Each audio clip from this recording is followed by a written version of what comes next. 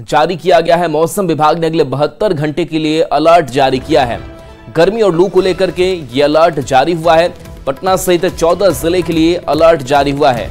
अधिकतम तापमान 44 से 46 डिग्री तक रहने की आशंका है।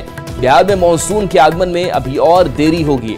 21 जून के बाद बिहार में अब मानसून दस्तक देगा।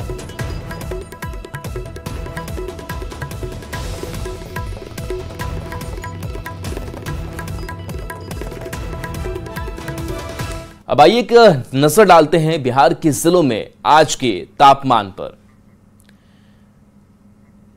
तो देखिए, ये तापमान पटना की अगर बात करें तो 42 डिग्री सेल्सियस जो है वो दर्ज किया गया है। सिवान की अगर बात करें तो 40 डिग्री सेल्सियस दर्ज किया गया है और आरा में 42 डिग्री सेल्सियस। इसके साथ साथ दरभंगा में 39 डिग्री सेल्सियस, समस्तीपुर में 40 डिग्री सेल्सियस, तो मधुबनी में 37 डिग्री सेल्सियस तापमान दर्ज किया गया। किशनगंज 33, पूर्णिया 37 और कटिहार में भी 37 डिग्री सेल्सियस तापमान दर्ज किया गया। इसके साथ गया, नवादा, जमुई की अगर बात करें तो यहां पर 45 डिग्री गया में, 44 डिग्री नवादा में और जमुई में 41 डिग्री सेल्सियस तापमान रिकॉर्ड किया गया है। जहानाबाद में 43 डिग्री सेल्सियस, नालंदा में 43 डिग्री सेल्सियस, तो बेगूसराय में 42 डिग्री सेल्सियस तापमान दर्ज किया गया है।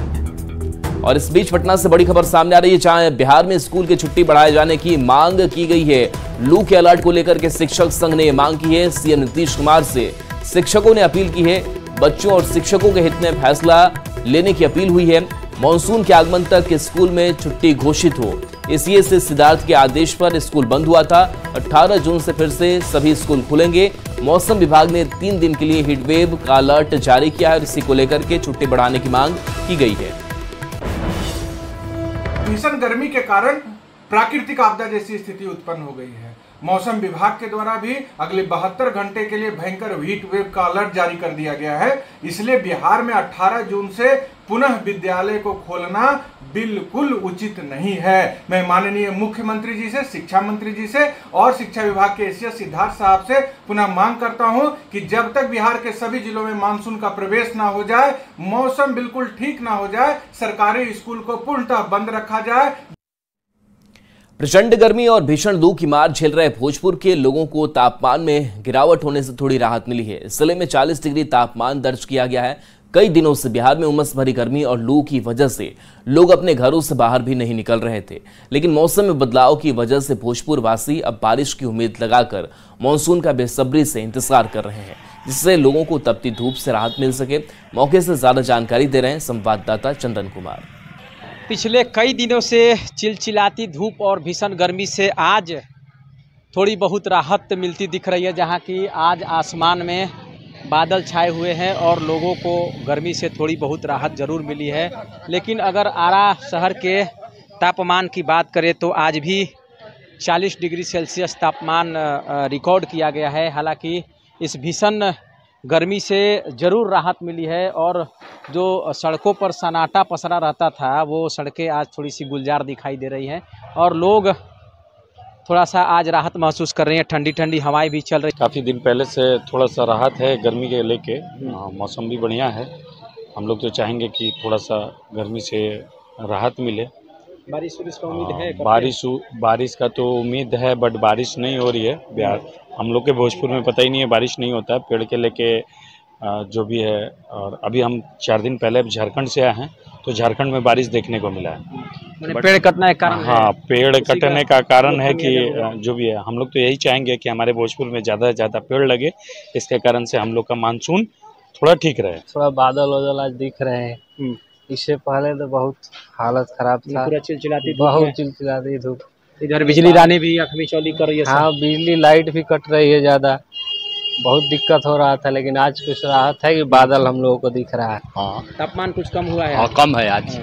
आज कम है। तो लग रहा है कि बारिश होगा। परसों होगा, हो सकता है। उम्मीद लगाए भगवान भरोसे, है ना। तो देखिए, कई लोग उम्मीद लगाए बैठे हैं कि मानसून जल्दी आए और बारिश हो शहर में, ताकि भीषण गर्मी से लोगों को निजात मिल सके। चंदन कुमार, न्यूज़ 18 भोजपुर।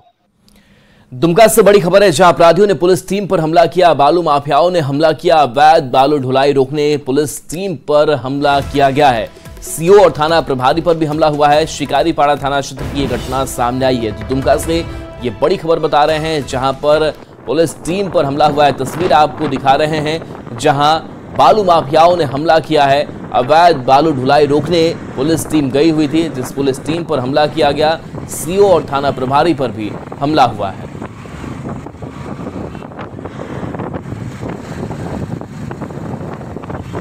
के पास दाएं वो जो है गांव में घुस गया और काफ़ी जो है आक्रामक तरीके से भागने लगा। हम लोगों ने पीछा किया। पीछा करने के क्रम में कई बार हम लोगों की गाड़ी को धक्का मारने का प्रयास किया और हम लोग को आगे बढ़ने नहीं दिया गया। पीछे पीछे कुछ ग्रामीण वगैरह भी जा रहे थे। ग्रामीणों ने भी पीछा किया, लेकिन वो आक्रामक तरीके से चला रहा था, तो हम लोग जान माल की अधिक क्षति न हो उसके पीछे पीछे चल रहे थे। और आगे जा कर के 3-4 किलोमीटर जाने के बाद एक गाँव में एक पेड़ के पास उसने धक्का मार दिया और वो फरार हो गया। झारखंड विधानसभा चुनाव से ठीक पहले राज्य के किसानों को कर्ज माफी योजना के तहत रिझाने की कोशिश तेज हो गई है। अब राज्य के किसानों का 2 लाख रुपए तक कर्ज माफी का फैसला कृषि विभाग ने लिया है। बीजेपी ने राज्य सरकार के इस दांव पर सवाल उठाते हुए कहा कि 4.5 साल तक किसानों को ठगने के बाद अब राज्य सरकार फिर एक बार किसानों को नया सपना दिखाने में जुट गई है। ये रिपोर्ट देखिए। जेएमएम का मेगा चुनावी प्लान,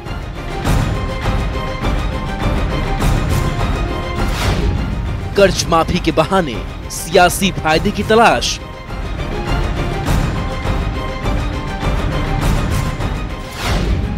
ये है किसानों को साधने की तैयारी।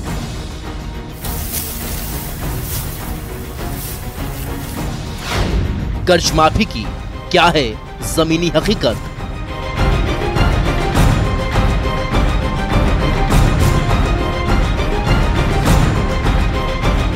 किसानों की कर्ज माफी सहारे 2019 के विधानसभा चुनाव में जीत का स्वाद चख चुकी जेएमएम, कांग्रेस और आरजेडी गठबंधन ने एक बार फिर उसी मुद्दे के सहारे सियासी जंग फतह करना चाहती है। कहने को तो देश भर में झारखंड की पहचान उसके खनिज संपदा को लेकर होती रही है, पर इस बात से भी इनकार नहीं किया जा सकता कि राज्य की एक बड़ी आबादी खेती बाड़ी पर निर्भर है। यही वजह है कि किसानों की कर्ज माफी के नाम पर इस प्रदेश में भी खूब राजनीति देखने को मिल रही है। विधानसभा चुनाव के पहले एक बार फिर 2 लाख तक की कर्ज माफी की घोषणा की गई है। कृषि मंत्री बादल पत्रलेख का दावा राज्य के 1,91,000 किसानों को लाभ पहुंचाने का है। किसान कर्ज माफी की जमीनी हकीकत, 2 लाख तक के कर्ज माफी का था ऐलान। हकीकत 50,000 तक की कर्ज माफी हुई। राज्य में 4,73,000 किसानों का 50,000 रुपए तक का ऋण माफ। राज्य के 9 लाख किसानों का डेटा तैयार किया गया था। 50,000 तक स्टैंडर्ड का किया था, उसको बढ़ाकर 2 लाख तक करने का प्रावधान किया, जिससे इस राज्य के लगभग 1,91,000 किसानों को इसका लाभ निश्चित रूप से मिलने जा रहा है। माफ़ी की योजना सरकार के द्वारा चलाई जा रही है, वो 2 लाख तक होगी और 2 लाख तक लोगों का जो लोन है उसको माफ़ करने का काम सरकार के द्वारा किया जाएगा। झारखंड के किसान ऋण माफी योजना का लाभ लेने के लिए प्रखंड कार्यालय से लेकर बैंक तक का चक्कर लगाते रहे। ऋण माफी की कागजी प्रक्रिया ने किसानों को खूब थकाया और खूब रुलाया भी। एनपीए खाताधारी किसानों को इस योजना का लाभ नहीं मिल सका। राज्य की मुख्य विपक्षी दल बीजेपी भी राज्य सरकार के दावों पर सवाल खड़ी कर रही है। 4.5 साल, अभी 5 साल लगभग पूरा होने वाले हैं और इनको चिंता नहीं थी 2 लाख ऋण की। 50,000 तक का जो घोषणा किए थे या जो इन्होंने कुछ किया है उसका भी कुछ स्पष्ट आंकड़ा नहीं है। उसमें 2,000 के ऋण भी हैं, सुनने में लगता है कि 50,000 रुपये की माफ़ी, लेकिन वो तो 1,000, 2,000, 3,000 के ऋण भी हो सकते हैं। ये सरकार केवल और केवल जनता को दिग्भ्रमित कर रही है। ग्रामीण इलाकों में किसानों के लिए राज्य सरकार की ऋण माफी योजना फायदेमंद तो है, बशर्ते इसका लाभ अगर किसानों को मिल सके। एनपीए खाताधारी किसानों को तो इस योजना की सबसे ज्यादा जरूरत है, क्योंकि अगर उनके पास पैसे होते तो फिर उनका नाम एनपीए की सूची में कैसे दर्ज होता। अब देखना होगा कि राज्य सरकार जिस 1,91,000 किसानों को 2 लाख रुपए तक की ऋण माफी का दंभ भर रही है, वो हकीकत में कितने किसानों तक पहुंच पाता है। रांची से न्यूज़ 18 के लिए अविनाश कुमार की रिपोर्ट। सीएम चंपाई सोरेन ने सरायकेला और जमशेदपुर को सौगात दी, करोड़ों की योजनाओं का शिलान्यास और उद्घाटन किया। इस दौरान सीएम ने जनसभा को संबोधित करते हुए सरकार की योजनाओं के बारे में लोगों को जानकारी दी और पिछली बीजेपी सरकार पर हमला भी किया। डबल इंजन का सरकार था, 11 लाख राशन कार्ड ने रद्द कर दिया था। ये सरकार आने के बाद आप जो जनादेश दिया 2019 में, आज सरकार बनी उसका बाद हरा राशन कार्ड 20 लाख बनाया है, ये भी और उसको बढ़ा के हम लोग 25 लाख करने जा रहा है। इसीलिए तो हम लोग अलग झारखंड राज्य लिया है, ताकि यहाँ का जनता का दिल का दर्द, यहाँ का जनता का भूख का दर्द, यहाँ का जनता का जो भावना है वही अनुकूल में हम लोग जज ना बनाएंगे। भारतीय जनता पार्टी जैसा ठगने वाला और झूठ बोलने वाला हमारा सरकार नहीं है। पूरा झारखंड प्रदेश में छात्रवृत्ति को हम लोग बढ़ा दिया, 1 गुना 2 गुना नहीं 3 गुना, सभी समुदाय के लिए किसी प्रकार की भेदभाव नहीं।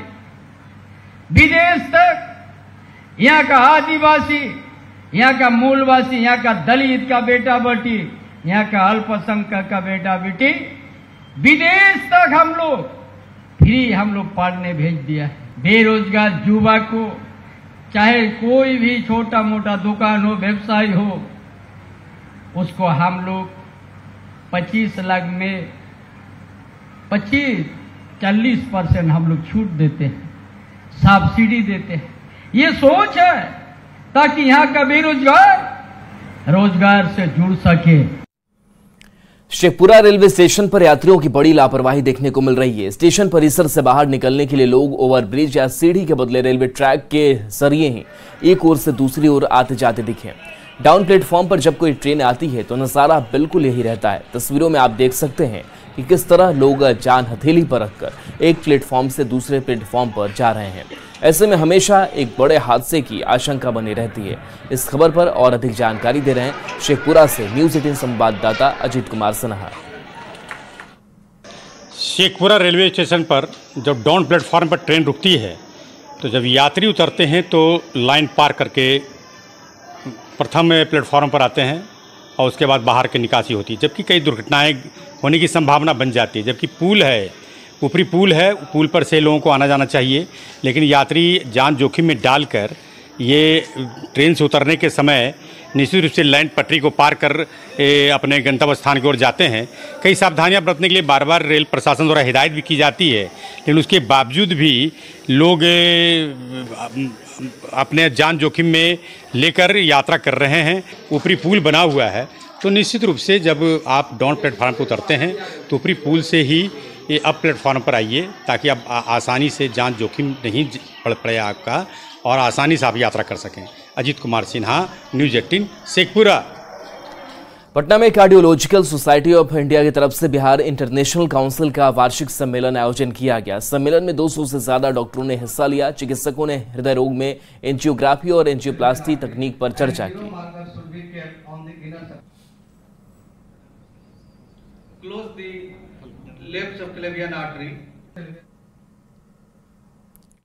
ये जो सेकेंड BIC कॉन्फ्रेंस जो हो रहा है, इसमें सबसे महत्वपूर्ण बातें हैं जो अभी जो जितने भी ट्रीटमेंट पार्ट है सुपर स्पेशलाइजेशन का, उसमें विशेष चर्चा हो रही है। जैसे कि एंजियोप्लास्टी है, कम्प्लेक्स एंजियोप्लास्टी है। जैसे बड़ा ऑपरेशन में पहले जैसे भाल बदलने में जो है 15 दिन, 20 दिन, 1 महीना मरीज को अस्पताल में रहना पड़ता था, लेकिन अब जो है जिस टेक्निक का भी हो रहा है चर्चा जो है इस सम्मेलन में, उससे जो है भार बदलने पर आप 2 दिन 3 दिन के अंदर जो है अस्पताल से लौट सकते हैं। तो इससे क्या होता है, जो मरीज का जो है समय और खर्च ये दोनों बचता है, अस्पताल का भी। पटना के पोस्टल पार्क में आदिशक्ति कराहा पूजा का आयोजन करते हुए मां आदिशक्ति की आराधना की गई। पूजा में पहुंचे श्रद्धालुओं की भीड़ ने मां कामाख्या मंदिर के राकेश बाबा का प्रवचन सुना और अघोरियों के गर्भ दूध में स्नान करने की पूजा पद्धति को देखा। राकेश बाबा ने बताया कि ये काफी पुरानी पूजा पद्धति है। कराहा पूजा सनातनी लंबे समय से करते आ रहे हैं।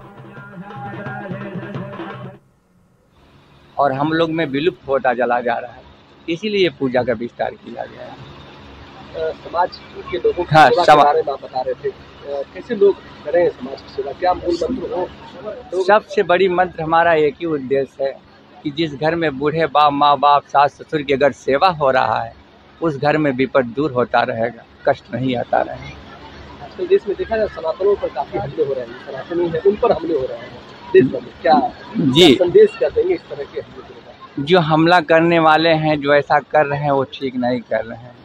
हर संतान ऐसे कोई भी धर्म हो, लेकिन सब एक जैसे रहें, भाईचारा मिलके बने रहें, यही हमारा संस्कृति है, यही हमारा स्वभाव है और यही मेरा धर्म है और सबसे बड़ा यही हमारा देश है।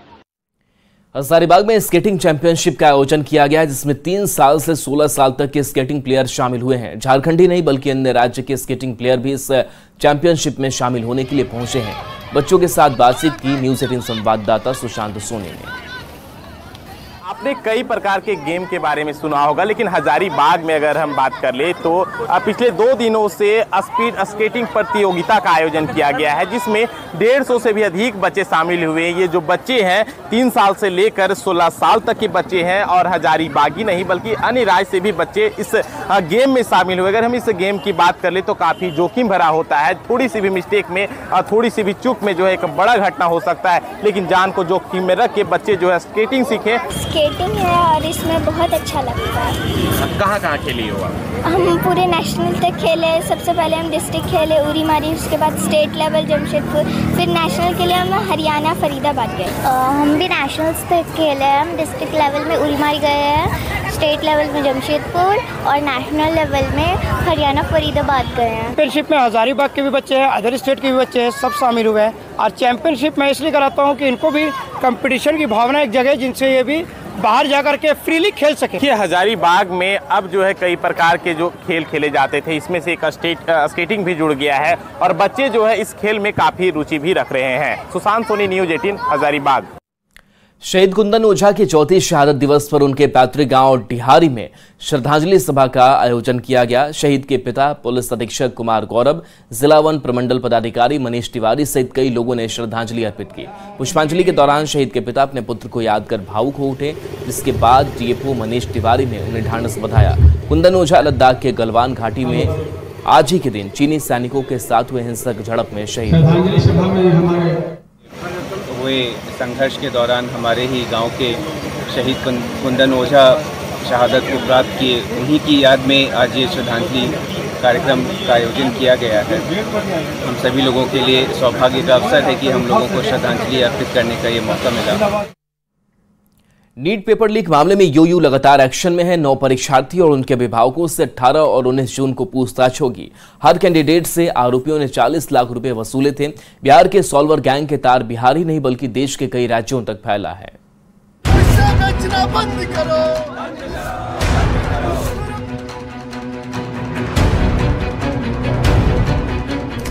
नौकरी की होने वाली कोई भी परीक्षा हो, पेपर लीक हो जाना जैसे तय मानिए। परीक्षा शुरू होते ही प्रश्न पत्र वायरल होने लगता है, चाहे वो नीट परीक्षा हो, बिहार पुलिस भर्ती परीक्षा हो या फिर बिहार शिक्षक भर्ती परीक्षा।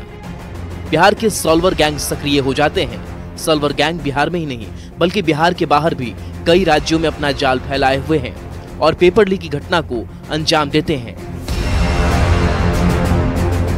नीट 2024 पेपर लीक के तार भी बिहार से जुड़ रहे हैं। नीट पेपर लीक कांड की जांच कर रहे आर्थिक अपराध इकाई की कार्रवाई जारी है। यूयू ने परीक्षा में शामिल 9 परीक्षार्थियों को उनके साथ अभिभावकों के साथ पूछताछ के लिए बुलाया है। सभी से अगले सप्ताह 18 और 19 जून को पूछताछ होगी।